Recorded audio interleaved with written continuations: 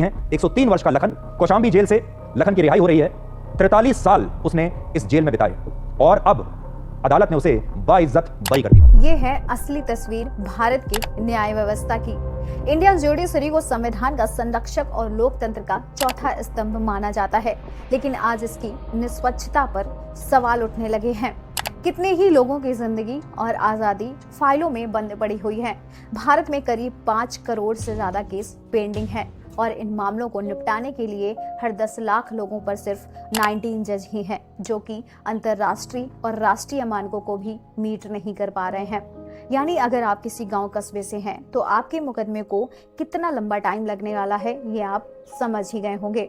भारत की जेलें पहले से ही ओवर क्राउडेड हैं और हैरानी की बात यह है कि भारत की जेलों में जो लोग बंद हैं उनमें से 75% से ज़्यादा लोग ऐसे हैं जिन्हें ये तक नहीं पता कि उनका केस किस स्टेज पर है। बस उन्हें जेल में डाल रखा है और वो सिर्फ सुनवाई का इंतजार कर रहे हैं। और ये ज़्यादातर गरीब, अशिक्षित और वंचित समुदाय से होते हैं जो ना तो वकील कर सकते हैं और ना ही जमानत ले सकते हैं। हम अक्सर कहते हैं कि पुलिस कुछ करती क्यों नहीं, पर असल में हमारे पास पुलिस है ही नहीं।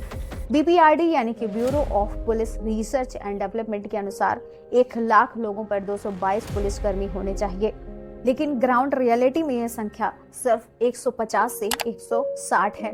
महिला सुरक्षा की बात करें तो कई राज्यों में महिला पुलिस की भागीदारी सिर्फ 8 से 10% तक सिमटी हुई है, तो हम उनसे क्या उम्मीद रखें। टाटा ट्रस्ट की इंडिया जस्टिस रिपोर्ट 2024 जारी हुई। इस रिपोर्ट ने देश की पुलिस, जेल, न्यायपालिका और कानूनी सहायता प्रणाली की रियल सिचुएशन को सामने रखा और सच में न्याय व्यवस्था की नींव में गहराई से झांकने पर बहुत कुछ सड़ा हुआ नजर आता है। ये रिपोर्ट साफ दिखाती है कि कौन से राज्य बेहतर परफॉर्म कर रहे हैं और कौन से राज्य लगातार गिरते जा रहे हैं। साउथ इंडिया के राज्य जैसे कर्नाटका, केरला और तमिलनाडु न्यायिक दक्षता, पुलिस व्यवस्था और संसाधन उपलब्धता में नॉर्थ इंडिया के राज्यों से कहीं आगे हैं। कर्नाटका पूरे देश में टॉप परफॉर्मर है, चाहे वो जजों की नियुक्ति हो, पुलिस में महिलाओं की भागीदारी हो या कानूनी सहायता का स्तर। वहीं उत्तर प्रदेश, बिहार और पश्चिम बंगाल जैसे राज्य अब भी पुराने जर्जर ढांचे और राजनीतिक हस्तक्षेप से घिरे हुए हैं। वहीं पश्चिम बंगाल देश का सबसे खराब प्रदर्शन करने वाला राज्य बन गया है, खासकर पुलिस और लॉ एंड ऑर्डर के मामले में। वही कई बार तो मुख्यमंत्री ममता बनर्जी खुद अपनी पुलिस के खिलाफ धरने पर बैठ चुकी हैं। यह स्थिति दर्शाती है कि जब राज्य की सत्ता और पुलिस के बीच भरोसा नहीं रहता तो सबसे ज्यादा नुकसान भारत की सुरक्षा और न्याय का होता है। भारत की न्याय व्यवस्था की ये चुनौतियां सिर्फ देश के अंदर ही नहीं बल्कि अंतर्राष्ट्रीय मंचों पर भी हमें पीछे कर रही हैं। लोकतंत्र सूचकांक में हमारा स्थान 108वें नंबर पर है। कभी दुनिया का सबसे बड़ा लोकतंत्र कहलाने वाला भारत आज 167 देशों में 108वें पायदान पर है। क्या लोकतंत्र सिर्फ वोट देने तक सिमट गया है? आवाज उठाने पर गिरफ्तारी और सवाल पूछने पर देशद्रोह, क्या यही है लोकतंत्र? सतत विकास लक्ष्य सूचकांक में भारत का स्थान 121वां है। 2030 तक गरीबी हटाने, शिक्षा सुधारने और पर्यावरण बचाने जैसे 17 लक्ष्यों को पूरा करने का वादा था, लेकिन हम 166 देशों में 121वें नंबर पर हैं। प्रेस स्वतंत्रता सूचकांक यानी कि प्रेस फ्रीडम इंडेक्स में हमारा स्थान 159 है।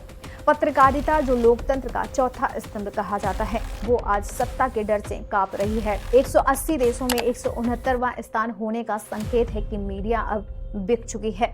लैंगिक असमानता सूचकांक यानी कि जेंडर गैप इंडेक्स में 127वें स्थान पर है। जहां देवी की पूजा होती है वहां महिलाएं बराबरी के लिए संघर्ष कर रही हैं। शिक्षा, रोजगार और राजनीति भागीदारी में अभी भी महिलाएं पीछे हैं। 146 देशों में 127वें नंबर पर होना हमारी सोच पर सवाल है, ना कि नीतियों पर। तो अब समाधान क्या है? पुलिस और न्यायपालिका को मजबूत बनाना जरूरी है। हर बेगुनाह अगर इंसाफ मांगते हुए मर जाए तो सिस्टम पर भरोसा कैसे बचेगा? राजनीति दखल को रोका जाए और संस्थाओं को स्वतंत्रता दी जाए। टेक्नोलॉजी और लोकल लैंग्वेज के जरिए न्याय को एक्सेसिबल बनाया जाए। आज भी करोड़ों लोग लोकल लैंग्वेज ही समझते हैं। अदालत में क्या हो रहा है ये उन्हें बताया भी नहीं जाता है। जेल सुधार हो और विचाराधीन कैदियों के मामले को फास्ट ट्रैक किया जाए। पुलिस और न्यायपालिका को मजबूत बनाना जरूरी है। हर बेगुनाह अगर इंडिया जस्टिस रिपोर्ट 2024 हमारी न्याय व्यवस्था की सच्चाई दिखाती है। जब कर्नाटका जैसे राज्य सुधार करके आगे बढ़ सकते हैं तो बाकी राज्य क्यों नहीं। लोकतंत्र में हर नागरिक को समय पर न्याय, सुरक्षा और सम्मान मिलना चाहिए।